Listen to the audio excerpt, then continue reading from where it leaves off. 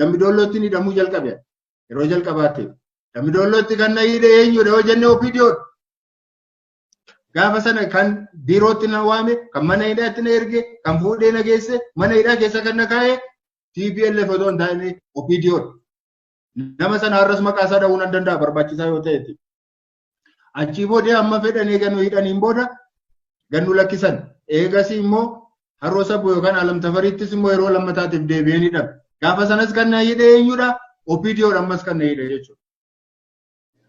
Amma fedhan eeganuu hidhaniin booda uummatatti nu dhiyeessanii namichi kun homaa nu goone jedhee uummati amma nuuf gada lakkifamu jennaan ganna lakkisan.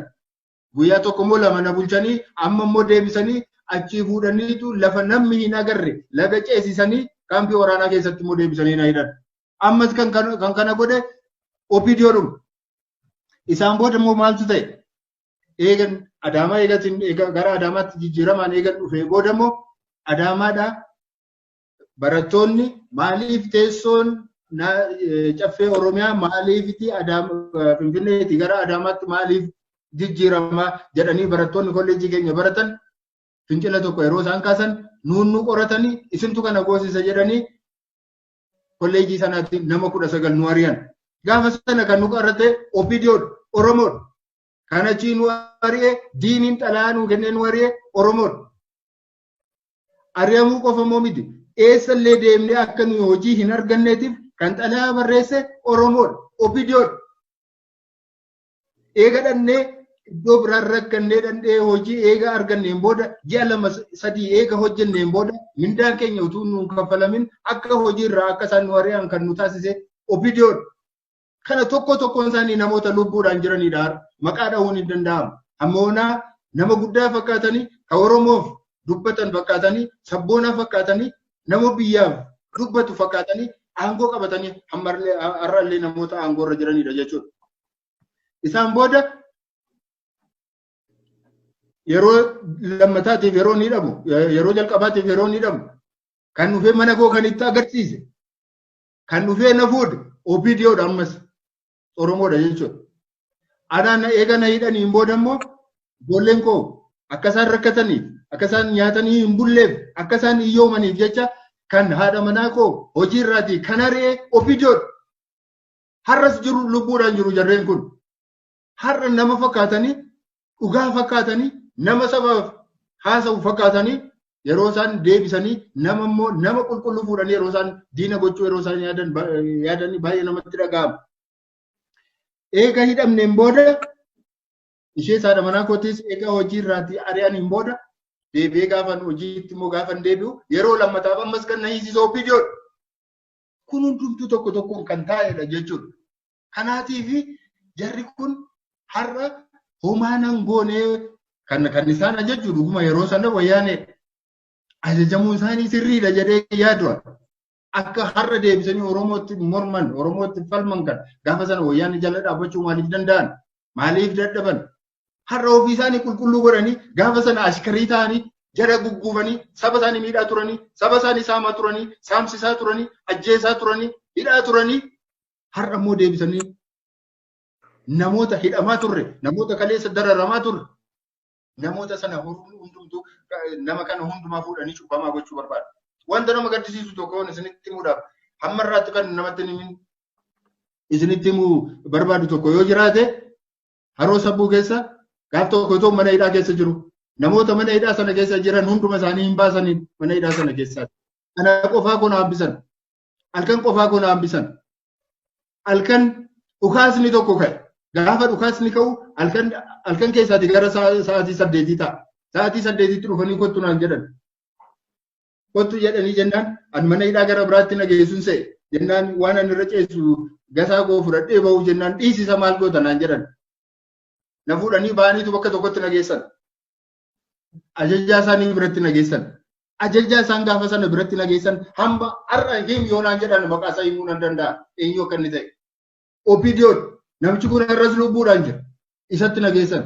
Isatti gaafa na geessan maaliif fiddanii jedhe namichi dhugaatii dhugee rafeera guyyaa isaa ayyaana ture. Maaliif fiddan namicha kana jennaan kunoo abaawwatu dhufee addanaati dhukaasa nutti banee mana hidhaa cabsee baasisuudhaaf jedhee jennaan finnee dhufnee jedhan. Maaliif gara koo fiduree jedheen situ ajajatti kenna kaa eessatti akka geessinu nutti mii maal akka goonu nutti mii jedhan. Jennaan maal jedha anaan maal gaafat ture jedheen achi kun achi gadi baaftanii akka gootan hin gootanii naan jedheen. Maal jetteedhan ammas achi gadi baasaatii akka beektan godhaa jedheen. Jennaan na fuudhanii ba'an. Inni tokko na dura deema lama sadii immoo na booddee deemu baatirii qabanii deemu. Halkan sa'aatii 8 sa'aatii 8 na fuudhanii kaanii hamma sa'aatii 10tti caakkaa keessa na deemsisan. Caakkaa tokko keessa na deemsisanii dhaqanii taa'ii naan jedhan. Jilbeenfadhu naan jedhan. Caakkaa keessa jechuudha. Kana waraanni inni kana godhus OPDOdha. Inni ajajeessu OPDOdha. Har'a nama lubbuudhaan jiru jechuudha. Jennaan taa'ii naan jedhan narraa siqanii baatirii natti qaban inni tokko wantoota natti qabeera natti qiyyaafateera. Booddee achi keessaatii inni tokko baheetu sila warri achi keessa duraan wayi tokko waa sakatta'aa wayiif warri ba'an duraan dhukaasi waan tureef dhukaasa sanaaf jecha maal dhukaasi sun maalirraa akka madde maal akka ka'e isa adda baasuudhaaf namoota ba'antu jiru. Isaan ba'anii maal goota maal gochaa jirta jedhanii gaafatan. Jennaan jaalabalutu tarkaanfii fudhadhu nuun jennaan finnee dhufne jedhan. Tarkaanfii maalii jedhee gaafateen maal hin beekan nuyi itti geessinee jennaan achitti gadi baasaatii dhimma itti godhaa nuun jedhee jedhan. Jennaan maaliif akkas gootu jennaan abaa'ootu dhufee baasuudhaaf jedhee jennaan sababii kanaaf kana goonaa jennaan. Abaa'oo maaliitu baasa? Namichi dhukaasni itti baname qotee bulaadha. Karaa mana hidhaa kana tunni darbaa jiru halkan tunni darbaa jiru dhaabbadhu jennaan dhaabbachuu dide.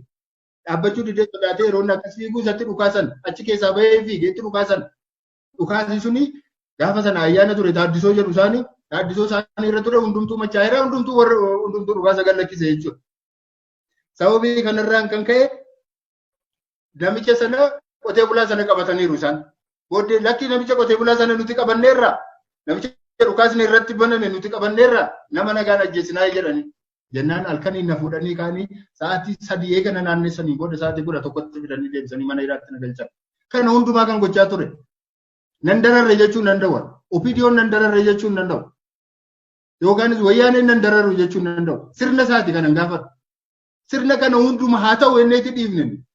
Mana hidhaa keessatti maal akka ta'aa turre mana hidhaa keessatti mana kutaa tokko keessatti mana dukkanaa keessatti halkaniif guyyaan isaa hin beekamne keessatti sa'aatiin isaa ajaan isaa nama hin ciibsine keessatti yeroo meeqa akka hidhame natu beeku.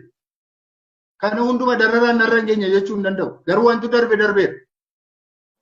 Kana hundumaa keessa akka waan cubbuu hin qabneetti cubbamoonni harki isaanii dhiigaan guutu. Akkamitti waa'ee namaa haasa'uu danda'u. Mooraan finnee dhufnee jedhan. Maaliif gara koo fiduree jedheen situ ajajatti kenna kaa eessatti akka geessinu nutti mii maal akka goonu nutti mii jedhan. Jennaan maal jedha anaan maal gaafat ture jedheen achi kun achi gadi baaftanii akka gootan hin gootanii naan jedheen. Maal jetteedhan ammas achi gadi baasaatii akka beektan godhaa jedheen. Jennaan na fuudhanii ba'an. Inni tokko na dura deema lama sadii immoo na booddee deemu baatirii qabanii deemu. Halkan sa'aatii 8 sa'aatii 8 na fuudhanii kaanii hamma sa'aatii 10tti caakkaa keessa na deemsisan. Caakkaa tokko keessa na deemsisanii dhaqanii taa'ii naan jedhan. Jilbeenfadhu naan jedhan. Caakkaa keessa jechuudha. Kana waraanni inni kana godhus OPDOdha. Inni ajajeessu OPDOdha. Har'a nama lubbuudhaan jiru jechuudha. Jennaan taa'ii naan jedhan narraa siqanii baatirii natti qaban inni tokko wantoota natti qabeera natti qiyyaafateera. Booddee achi keessaatii inni tokko baheetu sila warri achi keessa duraan wayi tokko waa sakatta'aa wayiif warri ba'an duraan dhukaasi waan tureef dhukaasa sanaaf jecha maal dhukaasi sun maalirraa akka madde maal akka ka'e isa adda baasuudhaaf namoota ba'antu jiru. Isaan ba'anii maal goota maal gochaa jirta jedhanii gaafatan. Jennaan jaalabalutu tarkaanfii fudhadhu nuun jennaan finnee dhufne jedhan. Tarkaanfii maalii jedhee gaafateen maal hin beekan nuyi itti geessinee jennaan achitti gadi baasaatii dhimma itti godhaa nuun jedhee jedhan.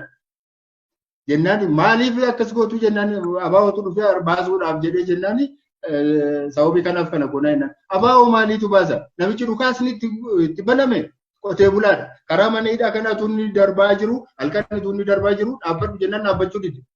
Dhaabbachuu didee sodaatee yeroo akkas fiiguu isatti dhukaasan achi keessaa bahee fiigeetti dhukaasan. Dhukaasni suni gaafa sana ayyaana ture taaddisoo jedhu isaanii taaddisoo isaanii irra ture hundumtuu machaa'eera hundumtuu dhukaasa gallakkise jechuudha. Sababii kanarraan kan ka'e namicha sana qotee bulaa sana qabataniiru isaan. Booddee lakkii namicha qotee bulaa sana nuti qabanneerra. Namicha dhukaasni irratti baname nuti qabanneerra nama nagaan ajjeesinaa jedhani. Jennaan halkanii na fuudhanii kaanii sa'aatii 3 eegana naannessanii booda sa'aatii 11tti fidanii deebisanii mana hidhaatti na galchan. Kana hundumaa kan gochaa ture. Nan dararre jechuun danda'u. Opiidiyoon nan dararre jechuun danda'u. Yookaanis wayyaaneen nan dararru jechuun danda'u. Sirna isaati kanan gaafatu. Sirna kana hunduma haa ta'u enneeti dhiifne. Mana hidhaa keessatti maal akka ta'aa turre mana hidhaa keessatti mana kutaa tokko keessatti mana dukkanaa keessatti halkaniif guyyaan isaa hin beekamne keessatti sa'aatiin isaa ajaan isaa nama hin ciibsine keessatti yeroo meeqa akka hidhame natu beeku. Kana hunduma dararaan narra hin geenye jechuun danda'u. Garuu wanti darbeera. Kana hundumaa keessa akka waan cubbuu hin qabneetti cubbamoonni harki isaanii dhiigaan guutu. Akkamitti waa'ee namaa haasa'uu danda'u? Mooraalii maaliin nama dura dhaabbatanii waa'ee Oromummaa haasa'uu danda'u? Kaleessa